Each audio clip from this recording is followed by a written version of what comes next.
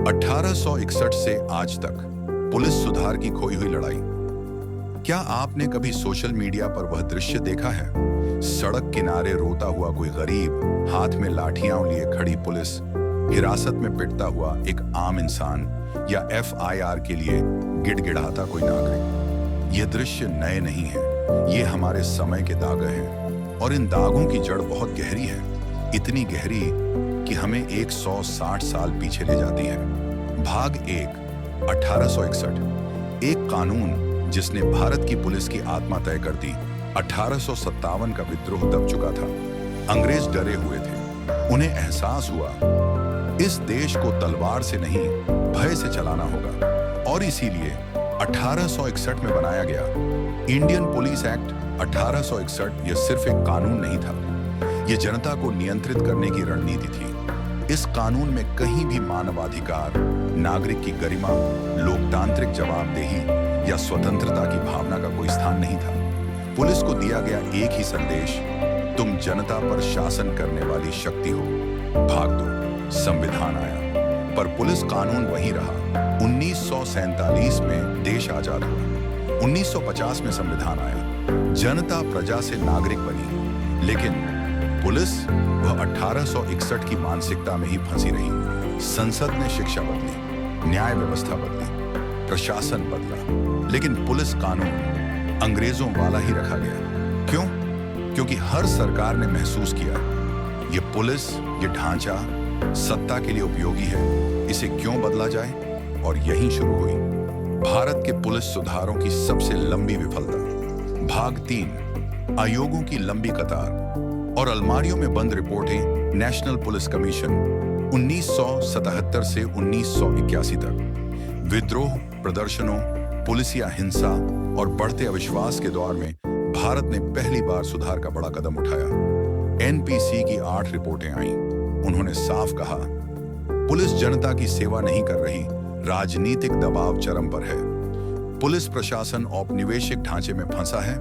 नया कानून बनाओ, पुलिस कंप्लेंट्स अथॉरिटी बनाओ, थानों में पारदर्शिता लाओ, हिरासत में अत्याचार रोकने के लिए स्वतंत्र निगरानी हो, पदोन्नति और नियुक्तियां योग्यता आधारित हों। पुलिस को फोर्स नहीं, सर्विस घोषित किया जाए। लेकिन हुआ क्या?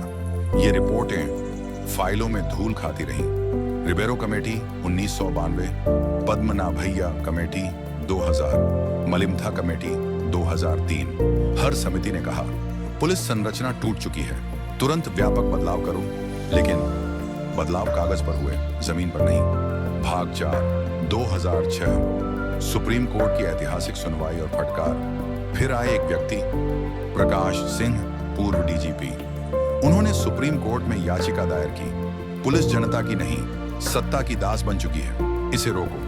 2006 में सुप्रीम कोर्ट ने भारत के इतिहास का सबसे महत्वपूर्ण पुलिस सुधार आदेश दिया। कोर्ट ने कहा, 1, DGP को 2 साल का सुरक्षित कार्यकाल दो।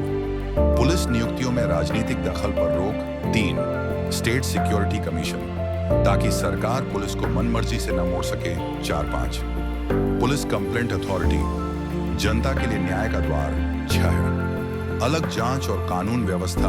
विंग 7, नया आधुनिक पुलिस कानून लाने की स्पष्ट आवश्यकता। और सबसे महत्वपूर्ण, कोर्ट ने कहा, पुलिस जनता की सेवा है, शासन का उपकरण नहीं। भाग 5, लेकिन सुधार जमीन पर क्यों नहीं आए? 2024 की CHR रिपोर्ट बताती है, भारत के अधिकांश राज्यों ने या तो आदेशों को लागू ही नहीं किया या सिर्फ दिखावे में किया।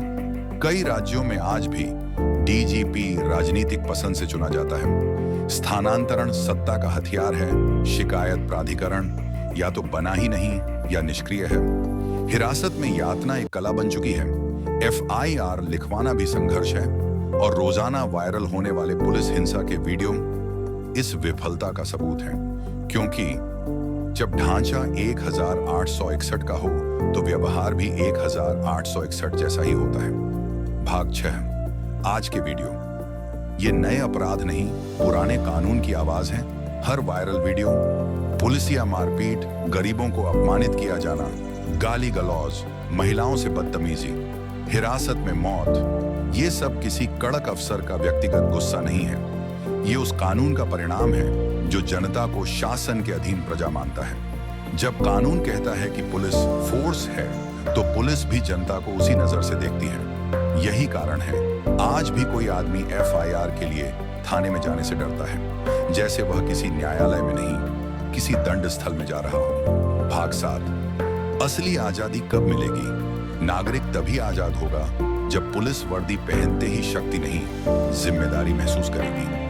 जब पुलिस नागरिक की गरिमा को सर्वोपरि माने, गरीब और अमीर में फर्क न करे, आवाज उठाने वालों को दुश्मन न समझे, मानवाधिकार को प्रशिक्षण का केंद्र माने और जनता को अपने मालिक की तरह देखे, क्योंकि सच ये है, नागरिक ही उसका मालिक है। वर्दी का वेतन जनता के टैक्स से आता है। धाराएं जनता की सुरक्षा के लिए हैं, न कि उसके डर के लिए। भाग 8। आगे का रास्ता। भारत को अब अपना इतिहास बदलना ही होगा।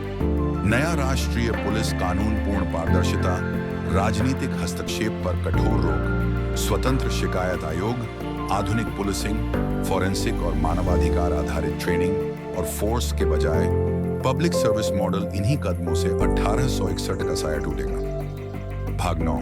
निष्कर्ष। हर वायरल वीडियो, हर थप्पड़, हर गाली, हर हिरासत मौत हमें याद दिलाती है, भारत अभी भी पुलिस सुधार का इंतजार कर रहा है। नागरिक को असली स्वतंत्रता तभी मिलेगी जब उसकी पुलिस उसकी रक्षक बनेगी, न कि उसका डर। और शायद जिस दिन यह देश पुलिस को शासन की लाठी नहीं, लोकतंत्र का संरक्षक मानने लगेगा, तभी हम कह पाएंगे कि आजादी सच में पूरी हुई है।